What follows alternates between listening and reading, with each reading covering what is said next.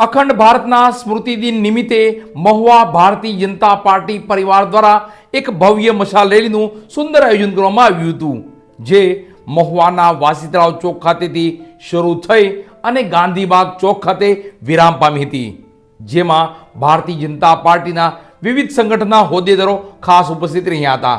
તો બહોળી સંખ્યામાં ભારતીય જનતા પાર્ટીના કાર્યકરો પણ ઉપસ્થિત રહ્યા હતા. અખંડ ભારત સ્મૃતિ દિન નિમિત્તે મહુવા ભારતીય જનતા પાર્ટી પરિવાર દ્વારા ભવ્ય મશાલ રેલીનું આયોજન કરવામાં આવ્યું હતું, જે મહુવાના રાજમાર્ગો પરથી પસાર થઈ ગાંધીબાગ ચોક ખાતે વિરામ પામી હતી. અખંડ ભારત સ્મૃતિ દિન એટલે કે અખંડ ભારતના સંકલ્પ દિવસ નિમિત્તે યોજાતી ભવ્ય મશાલ રેલી એ રાષ્ટ્રભક્તિ અને ભારતની અખંડિતતાનો સંદેશો આપતો એક ભવ્ય સાંસ્કૃતિક અને રાષ્ટ્રીય ભાવના જગાવતો કાર્યક્રમ છે. દર વર્ષે 14 ઓગસ્ટના રોજ એટલે કે દેશના વિભાજનની પૂર્વ સંધ્યાએ આ દિવસ દેશભરમાં મનાવવામાં આવે છે. ત્યારે ભારતીય જનતા પાર્ટી મહુવા શહેર અને ભારતીય જનતા પાર્ટી મહુવા ગ્રામ્યના કાર્યકરો, સંગઠનના હોદ્દેદારો, ચૂંટાયેલા પ્રતિનિધિઓ અને મહુવા નગરના લોકો બહોળી સંખ્યામાં જોડાયા હતા. આ ભવ્ય મશાલ રેલીનો મુખ્ય હેતુ આજની યુવા પેઢીમાં દેશપ્રેમ, શૌર્ય અને રાષ્ટ્રીય એકતાની ભાવના મજબૂત કરવાનો છે.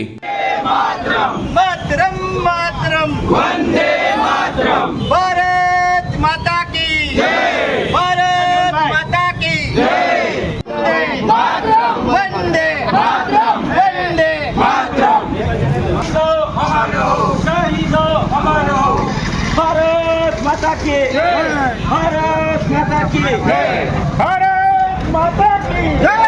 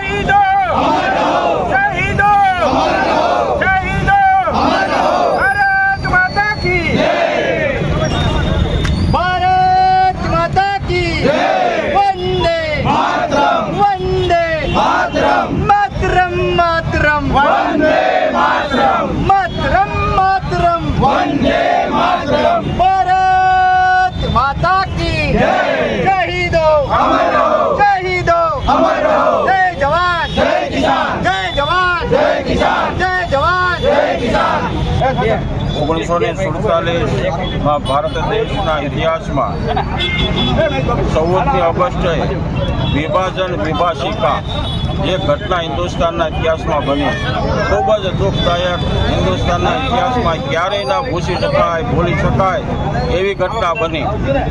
1947 15મી ઓગસ્ટના દિવસે જ્યારે ભારત આઝાદ થઈ રહ્યો હતો, એલાન થઈ ગયું, તેની આગલી રાતે 14મી ઓગસ્ટે વડાપ્રધાન કોણ બને, બસકાળાની અંતરિમ સરકારમાં વડાપ્રધાન કોણ બને એ વહેંચણીમાં એ વખતના મુસદ્દીઓ જે જવાહરલાલ નહેરુ અને કાયદા આઝમ ઝીણા એ વિભાજન કર્યું અને ધર્મને નામે વિભાજન કરીને 14મી ઓગસ્ટે પાકિસ્તાનને સ્વતંત્ર જાહેર કર્યો અને 15મી ઓગસ્ટે ભારત દેશને. પરંતુ જે ભારત ખંડ ભારત દેશનું જે વિભાજન થયું એ ઇતિહાસમાં ક્યારેય ભૂસાય નહીં એવી ઘટના હતી. એટલે 14મી ઓગસ્ટે સમગ્ર ભારત દેશના લોકો આ વિભાજન વિભાષિકાની જે કરુણ ઘટનાને યાદ કરીને મશાલ રેલી કાઢે છે. યુવા ભાજપના સૌ અને યુવાન કાર્યકર્તાઓએ મહુવા નગરના જનોએ જે આ મશાલમાં ભાગ લીધો એ સૌનો ખૂબ ખૂબ આભાર. ભારત